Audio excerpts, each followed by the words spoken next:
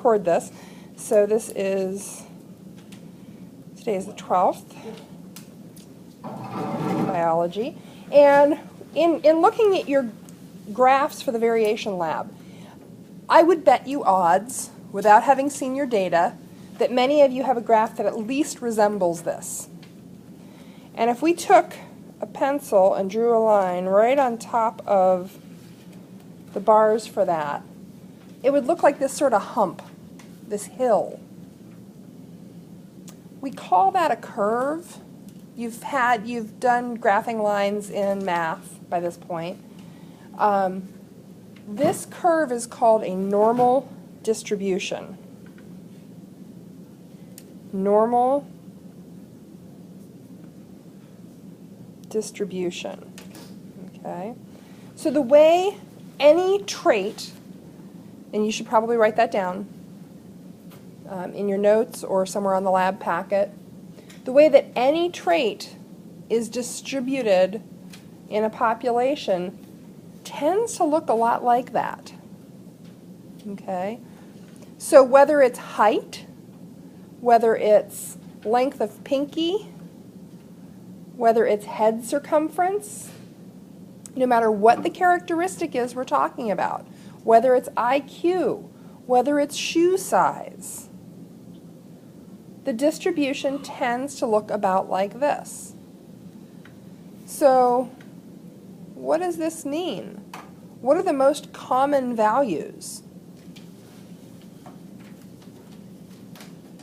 What are the most common values? At the very small end or the very large end or in the middle?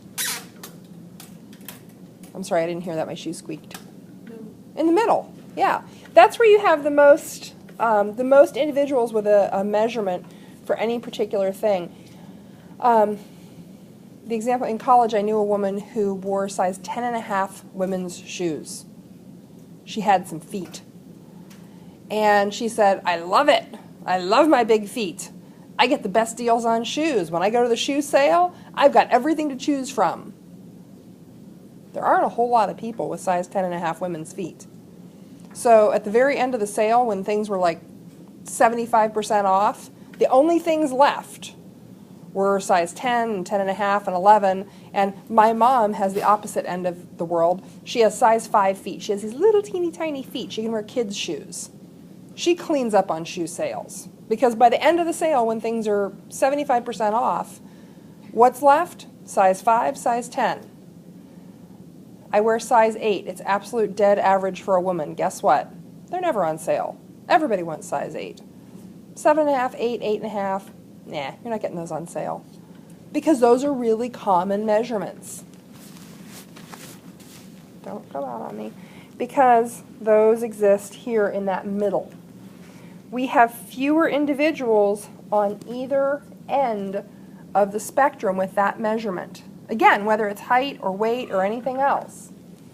So what if we have a distribution that doesn't look quite like that? For some characteristic, whether again this is height or pinky length or circumference of your wrist, whatever. If you have a distribution that looks like this, if we draw a line on top of that, it looks like a very one-sided hill, doesn't it? There's no bottom end to that hill. This is what we call a skewed distribution. Okay. And this one is skewed towards the bottom end. This one is skewed towards the bottom end. What could cause something like this to happen? Can you see a distribution like this in a population of bean plants or humans or rabbits for some characteristic? Yeah, you can. You can. Okay. We can also have a distribution that looks different than this.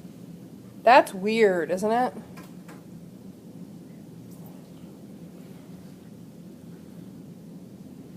It's a distribution with two hills. Nobody in the middle. No values at the middle. You have a high peak and a low peak. So it's, if we're talking about height, all the shortest critters did well, all the tallest critters did well. Nobody in the middle. Nobody at that dead average. Should I tell you what this one's called? It's fun to say. It's the kind of thing I like to give as bonus problems. So what does the prefix bi refer to? Two. This is a bifurcated distribution. Bifurcated. Furk. Does that sound like anything else? Like a utensil that you eat with? No.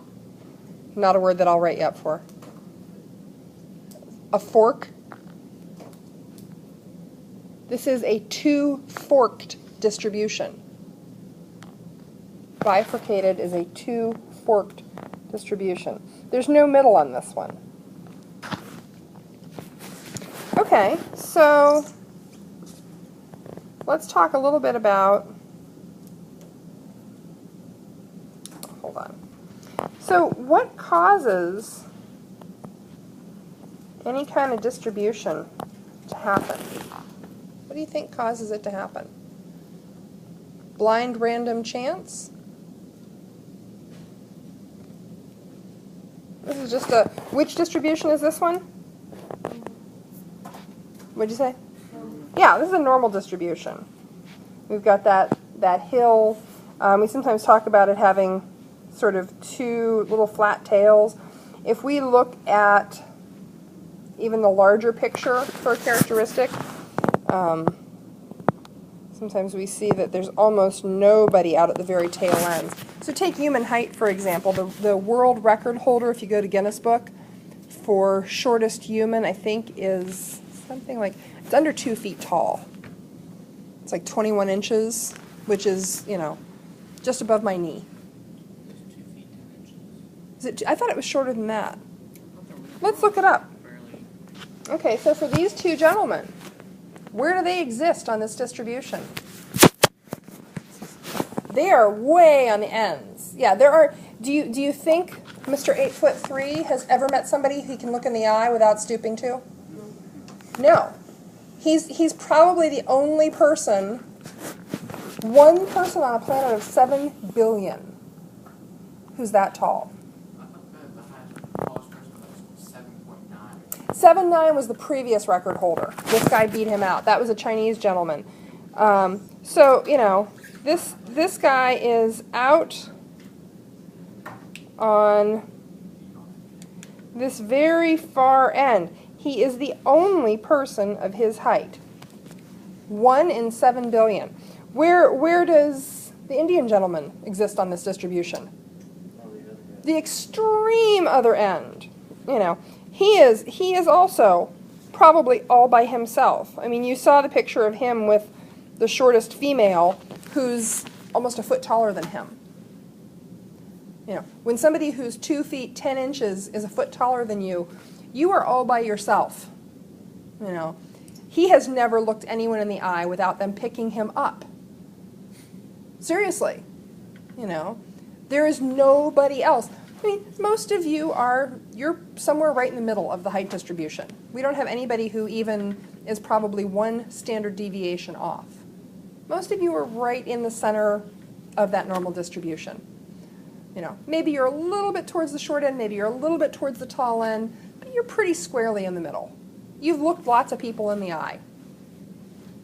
You can, without like sitting down and having to like adjust yourself. You're in the middle. Most of us are. The farther you get out from average,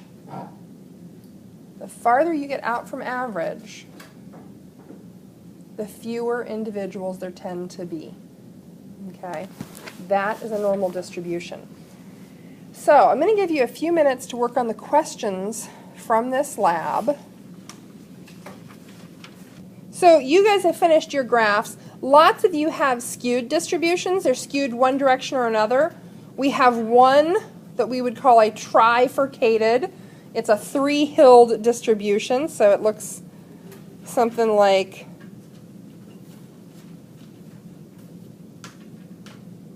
that. Really weird distributions. So the question I want to ask you, what do we know about sampling a population? To get a good sample on a population, the number of individuals you sample has to be what? Samples need to be random and large. Was your sample large compared to like the entire human population of, no, you got what, 30 people? How could we get you closer? What do you think would happen to your distribution if you sampled everybody in the high school? How do you think your distributions would change? You don't think yours would change? Still be the same. Do you have a normal distribution? No.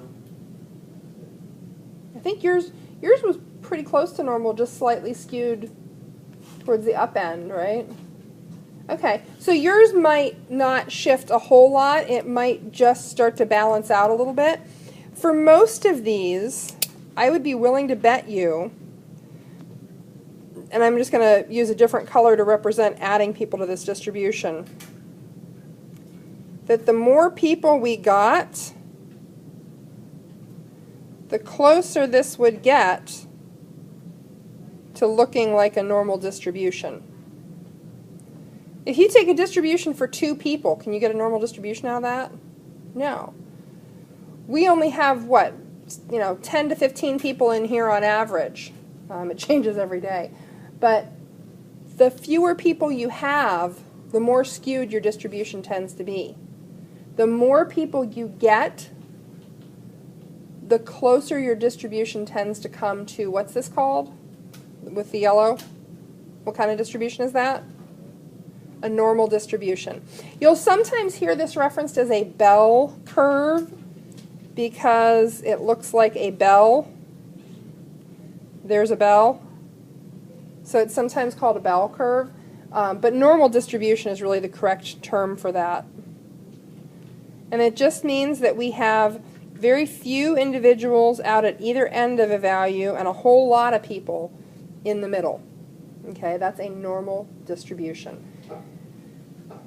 So, I'll let you finish that. You're going to turn those in before you leave today. Do you have any questions regarding the questions on the back? Yes, ma'am. We'll talk a little bit about dandelions and normal distributions tomorrow.